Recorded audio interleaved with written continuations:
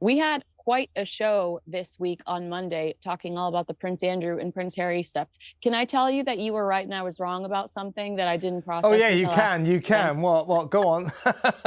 So there is one line that makes it sound like Prince Andrew did say something to Harry about Meghan. All right, so let's unpack this wild saga from the political asylum chat between Kevin O'Sullivan and Kinsey Schofield, where they dove headfirst into the latest royal chaos involving Prince Harry, Meghan Markle, and a surprising player, Prince Andrew. Yes, the same Prince Andrew who spent years being the royal family's biggest PR nightmare somehow managed to look like the voice of reason in this particular drama. But it's jumbled with a bunch of other things. And so I was arguing, well, maybe he didn't say this stuff to Prince Harry. Maybe he said it behind his back. So when Harry and Meghan are like, he didn't say this to, he never said this to Harry. Maybe he didn't say that to Harry, but the one line does make it say, like, he said at least one thing to Prince Harry about Meghan Markle, which was that he was bonkers for not doing his due diligence. Either way, the overall takeaway I'm getting from Harry and Meghan's threat to the Daily Mail and denial is that no one believes it. And every time, feel free to go into the backstory here as I just start talking about all sorts of crazy things with no backstory. Every time Harry and Meghan come out to deny something, I've noticed that the public tends to believe that it's likely true, and they're just offended by it. Yeah, their denials are like a reverse barometer. If they deny something, you can assume it's true. Now, we have to be slightly careful here. This, of course, is all a reference to Andrew Lowney's incredible book, which is called Entitled, The Rise and Fall of the House of York. It's all about Prince Andrew and Fergie. And let's say it's not very flattering about them. The Daily Mail is calling it the most explosive, extraordinary royal biography ever, and it really is something. And my God, I mean, it just kicks the hell out of Andy and Fergie. It couldn't be worse about Andrew. It just calls him an oaf who has no idea how to behave, is inappropriate with women, gets drunk, flew the world at taxpayers' expense while cashing in, making money out of strange people in Kazakhstan and Uzbekistan and all these kind of places. So it's incredibly disparaging about both Andrew and Fergie. Not a peep from Andrew and Fergie. Guess who's suing or threatening to sue? Prince Harry. Yeah, exactly. Who's never seen a story that he didn't want to sue about. Now he says that contrary to what the book says, that in 2013, him and Prince Andrew did not have a fight. The book says that they had a big punch-up. Harry got the better of Andrew. Andrew's nose was bloodied on his face, apparently. And the reason for the fight was something unknown that Andrew is alleged to have said behind Harry's back, and Harry was furious. Harry is saying there wasn't a fight. Absolutely wasn't a fight. And therefore... Even though it makes him sound cool, even though it's like the only thing that's made him sound I mean, you know, I don't want to encourage violence, but no. if you got to hit someone, Prince Andrew, you know, not exactly the worst candidate you could come up with. But he denies that this was 2013. Harry denies they had a fight. And as you said to me on my show the other night, last night, in fact, it's probably more that the book is quite disparaging about Meghan. Calls her, you know, sort of backs up the fact that she might have been a bit of a bully and a nightmare at Buckingham Palace while she was there.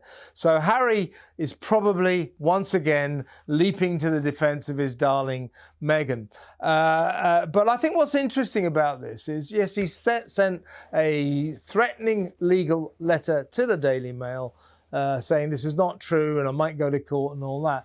Andrew Lowney has said, he's tweeted, I'll see you in court. I look forward to you pursuing this legal action and the disclosures that it may well bring.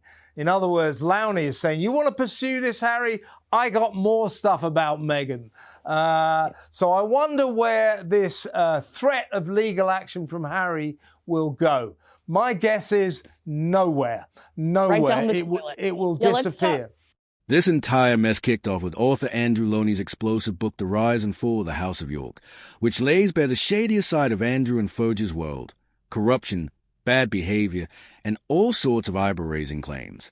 But what really grabbed headlines was a particular section suggesting that Prince Andrew once warned Prince Harry that marrying Meghan Markle would be a huge mistake. Apparently, Andrew allegedly told Harry his marriage to Meghan wouldn't last more than a month and accused him of being bonkers for not doing his due diligence into her past. Let's read what he says about Meghan. Prince Andrew told Harry his marriage to Meghan Markle would not last more than a month and accused his nephew of going bonkers and not doing any due diligence into her past. He openly accused Meghan of being an opportunist and thought she was too old for Harry, adding that his nephew is making the biggest mistake ever. The source said Harry later told William he hated Andrew.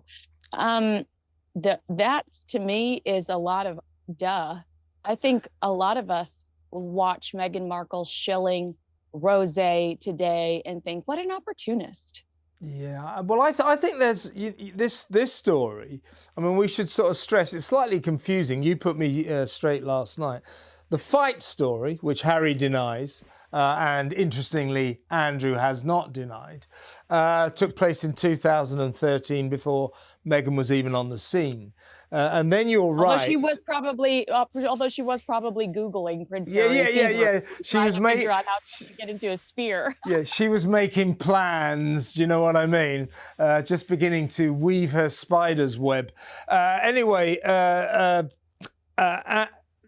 this later incident it's got the ring of truth to me. Andrew saying to Harry what William told him as well. Are you sure about this?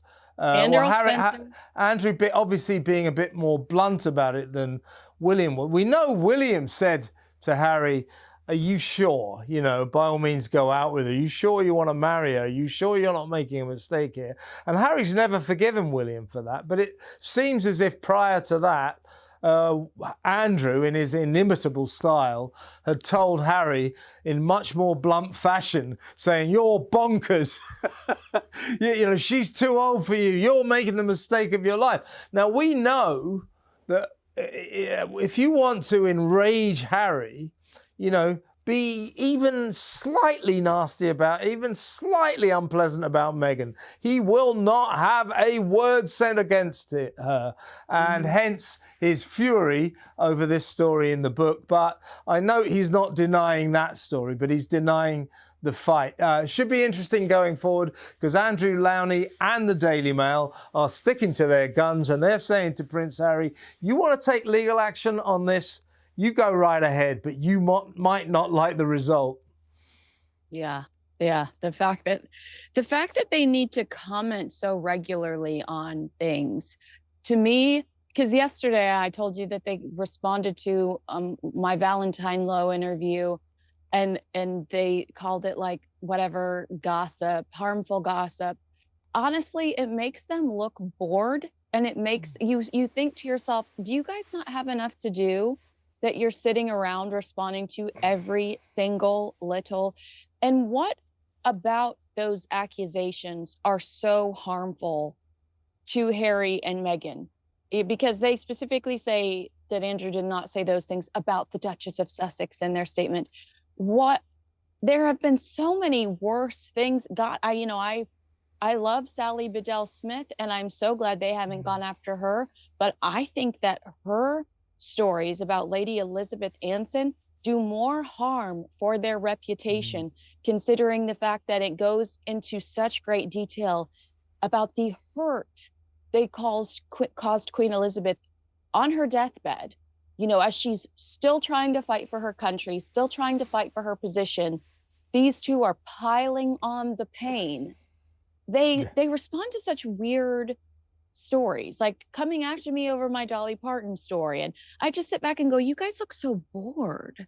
Don't you have other things to do? It's your birthday, Meghan. Why are you talking about a Valentine Lowe interview I did 2 weeks ago? It's very strange, and what you said earlier is the problem. They're denying so much, I mean, what they they deny any story that doesn't put them in a good light.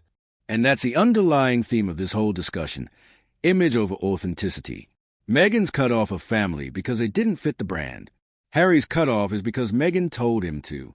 They've sued, denied, and threatened their way into a corner where almost nobody believes them anymore. Their denials don't come off as dignified. They come off as desperate. Every time they try to set the record straight, they just reinforce a perception that they're out of touch and overly self-involved. You know, most of the stories that they deny, everybody goes, that sounds pretty true to me.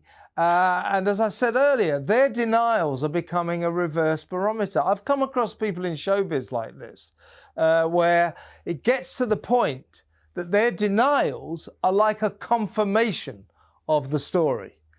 Because they deny everything in such a knee-jerk, ridiculous way that it's hard to believe them. And you're absolutely right about this couple. I mean, what the hell are they doing in Montecito?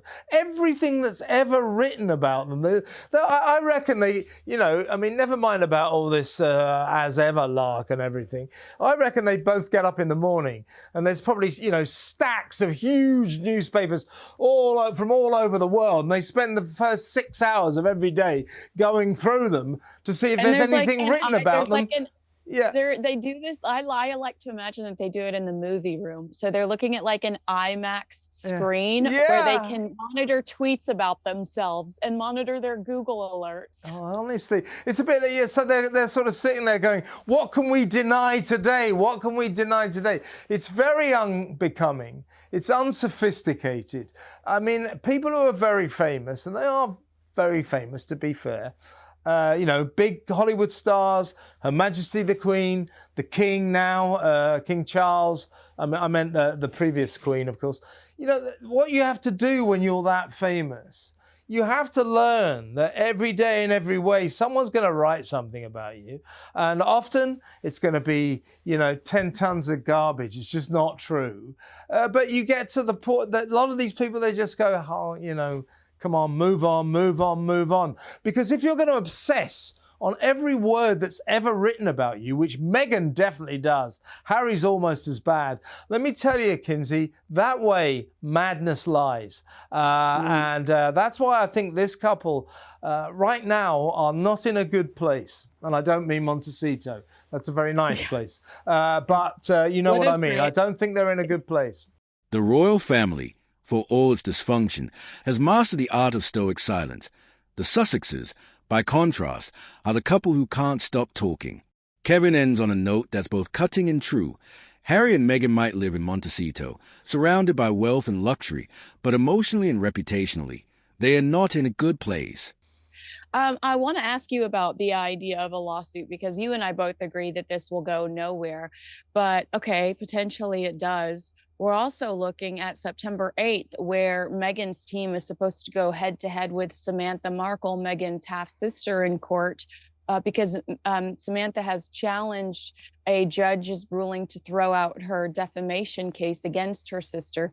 She feels like Meghan, her half-sister, who she grew up with, there's photographic proof, there's her brother, their half-brother, Samantha's full brother, Meghan's half-brother, Thomas Markle Jr., Thomas Markle Sr., they all say we were actually a very loving family growing up. Why she says that she grew up a single child, you know, none of us can quite process that. But Samantha is trying to argue in the court that Meghan has intentionally defamed her or tried to tear away her credibility in the public eye through things like the Oprah Winfrey interview and through things like the Netflix series. I think she also tried to pursue Omid Scobie's book, but the judge threw that out because it wasn't Meghan directly on camera discussing it. And her point is that Meghan trying to tear down her credibility so publicly, it's hindered her ability to make money and survive. Do you think that'll go? Do you think that will go anywhere? I think morally, I feel like it should, but I don't know. The American court system is so, you know. Yeah. And then also, do you think we'll hear anything from Harry and Meghan about it, or is this one of the few times where they never complain, never explain, and try to keep their heads down. It's an interesting case. I think Samantha, I think it's a long shot. But what I do think about Samantha and Thomas Markle Jr., who you know I've come to know reasonably well, is they're very hurt by what she's done to them, as is Thomas Markle Sr. Thomas Markle Sr. is heartbroken. He's absolutely heartbroken that his daughter, that he was once so close to, has just ruthlessly cut him and the rest of the family out of her life. And I still can't quite get my head round why she did this. Look. Yes, you can, Kevin. They did not fit into this new. Yeah. She's rewritten her history completely. Yeah. I'm going to send you this video. I'm surprised I didn't, where she talks about all the jobs she had as a child. I used to work in this yogurt shop. I used to work in my grandfather's antique store. I used to do this. I used to do that. And it's just like, no, you didn't. Why do you keep trying to rewrite history? Yeah. I used to work at BB. I used to do that. First of all, if she had all of these a million jobs as a child, A, I'm sure that there are child labor laws. Yeah. But B, why are none of these former co-workers coming out going like, yeah, she was a real terror at BB. Yeah. I just think that she is so busy trying to rewrite her history, and her family isn't beautiful enough, successful enough. Exactly. They just don't meet her standards for this new fake life she's trying to build, and she's trying to make us all swallow. Yeah. Well, yeah, I mean, I absolutely agree with that. That's what this process has been about. And honestly, that about sums it up.